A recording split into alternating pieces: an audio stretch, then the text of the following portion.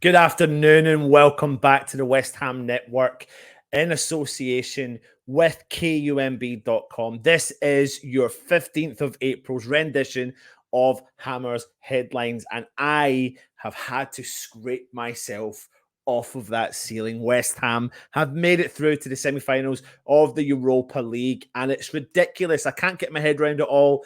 I am in utter shock, but the euphoria that I felt, I wasn't at the game last night, but if the euphoria that I felt at home was a minuscule version of what it would have been like in that stadium, and a fantastic support went out there to support the lads. What an absolute stormer of a result. We took the game to them. It was fantastic. I'm going to get started on our Hammers headlines today. And as we know, it's what a night. It was a night. Every single player we could have asked for to step up to the plate did it. Ballon Dawson, they're all calling him now. You know, Ballon d'Or, Ballon Dawson. He is just phenomenal, isn't he? He steps up 2 million quid. If you include his loan fees, you're looking at about 3 million quid in total for the club. Nobody thought he would be what he has become to be, but he is, he's got to be up there for a shout as one of potentially 3 or 4 players for Hammer of the Year, because nobody expected him to keep performing at the highest level that he does. His tackles, his ability to just throw his head at anything. And that goal, especially the fact it was the goal he scored on top of Dembele, who was marking him, the winker of all people. What a fantastic game he had, alongside Diop, who stepped up to the plate as well. I thought he had a really good performance. Areola kept one really decent shot out of the net. Johnson, who performed at left back, played brilliant again, in my opinion. Sofao, he had a good game. He's coming back from a bad injury, but he had a good game, and it's good to have players back in fitness. What can we say about Declan Rice? He took that goal fantastically well, went 2-0 up just before the break. What a time to score a goal. And I thought Tommy Soucek, I thought he had one of the games of his life in a West Ham shirt. He does a lot of work under the radar. He's the second highest person to cover so much ground in the Premier League throughout the whole of the season, covering over 350 kilometres in the season. And he did everything for West Ham last night. A really, really underrated performance, you could say, and he performed top notch. Pablo Fornals, the fornicator, he does absolutely everything. He covers so much ground. No matter where he goes, he does the job that he is asked to do. Lanzini, creative in the midfield, dropped back, had the vision, also supported in any defensive duties that he needed to do in the midfield. And if you watch the game back, you will see that even though Lyon had quite a lot of possession, they couldn't penetrate through our midfield at all. Our midfield completely won that battle and destroyed them. I mean, I've come to think of it, I can't even think of some of the performances from the Lyon players because our midfield did a job. Jared Bowen out in the wing. What else can we say? Banging another goal. What a season he is having, and he's just emulated everything he's become at West Ham. He's growing in stature at West Ham as well. And then Antonio leading the line. I thought he'd done absolutely everything except for score a goal. Backed in goal. He held off any threat. Brought in all our players to support there as well. The fans were brilliant. Moyes got the tactics right, and now we move on to Eintracht Frankfurt, which is going to be absolutely mental. Anyway, let me move on, and I will discuss, as you can see here, Moyes is buzzing, and he did go in and have a chat for his post-match press conference after the game, which I am going to bring to you. So I'll put this on the full screen so you can read that as well. So he was asked questions about thoughts on the game. He says, we suffered for 20 minutes and it didn't look as if we were quite there. They were very good with the ball and they had some great crosses, which we didn't deal so well with. But once we grew into the game, there were one or two signs that if we could get the ball and pass it better, we'd have some chances. It led from a corner, which we've been pretty good at for a while. So it's great to get that first goal. He went on and he talked about the style of play, and he said, I can say things like us needing to be a better at the building from the back, but building from the back today wasn't important because we knew that they were weaker at their end. So we thought the more we could get it in amongst the defenders and around the back of them, we'd give ourselves a chance. I thought Mickey Antonio was exceptional tonight. For me, that's Mickey's best game for a long time. He was exceptional tonight. And I think with Mickey, what you get is a kind of up and down performance. If you think of the Brentford game, it wasn't fantastic, but he bounced back with a vengeance last night. He certainly did.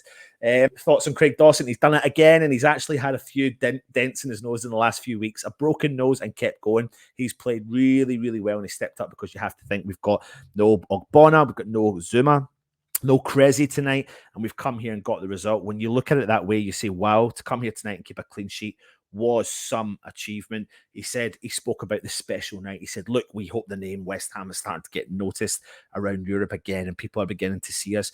We've got some really good players, and they're helping us a lot. I try not to get too high and too low with it.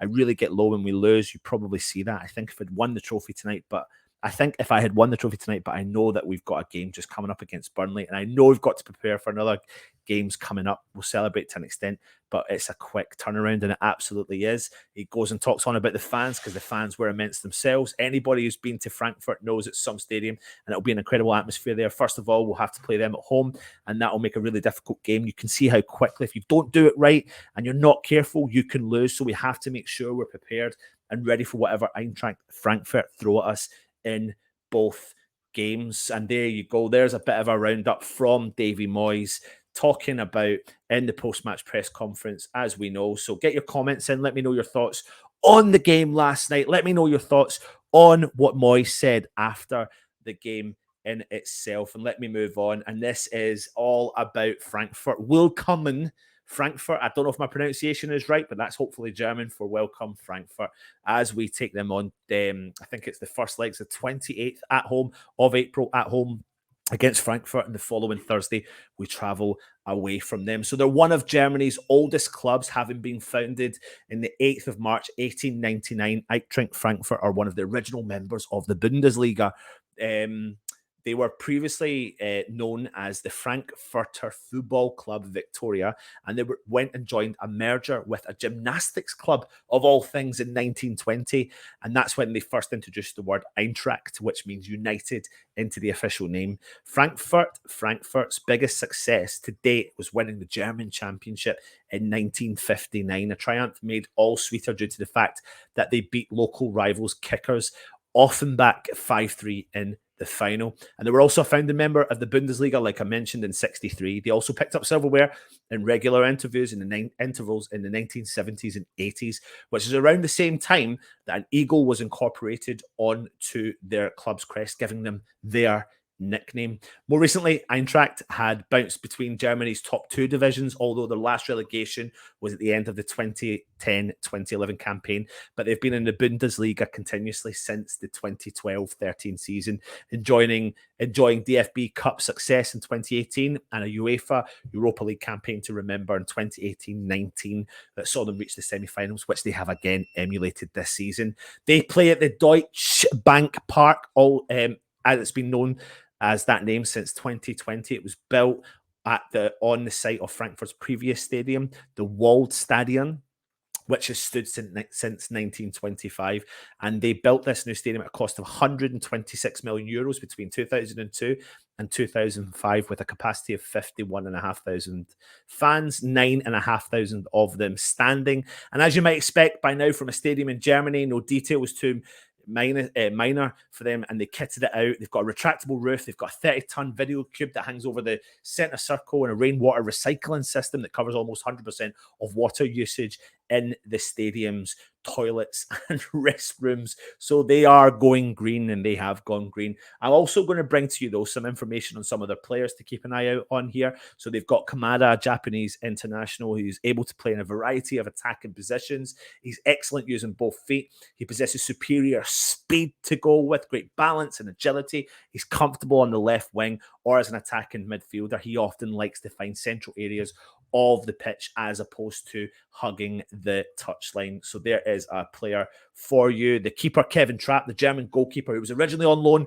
from PSG. He won some titles at PSG, and he's now a solid reason as to why Frankfurt are keeping working their way through the rounds. He is a very, very big keeper and a tough keeper to beat. Almani Toure is a Malian 6 foot right back, so you don't get fullbacks who are that height as well, so he's obviously another one to watch.